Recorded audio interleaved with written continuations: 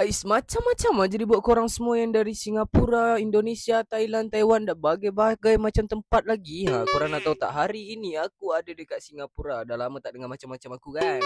Sesampainya aku dekat Singapura, aku naik taksi lah nak pergi ke hotel yang aku ginap itu. Nah, aku naik bas. Aku naik bas lah ni. Bas dekat sini ni menggunakan MRT. Korang tengok ni, muka aku kusam aja. Aku tak tahu dah cara nak biar muka aku tak kusam ni macam mana. Gedung dekat sini ni tinggi-tinggi. Korang tengok gedung kat sini tinggi-tinggi, rapi-rapi. Dia orang semua pegang HP. Aku tak tahu kenapa dia orang semua jalan pegang HP. Tapi yang turis-turis tak pegang HP lah. Orang asli Singapura je yang pegang HP. Korang tengok tu ada angka 268. Aku tak tahu tu dekat mana. Kalau korang tahu itu kat mana, korang komen lah. Yang pernah pergi ke Singapura, korang komen je boleh. Korang komen, jangan sampai tak komen Dikarenakan aku tidak bisa berbahasa Inggeris, jadi aku gunakanlah bahasa Arab. Tidaklah, aku gunakan bahasa Melayu lah. Janganlah pakai bahasa Arab. Tak ada pun orang Arab sini yang faham aku pakai bahasa Arab. Sebab aku tak pandai bahasa Arab.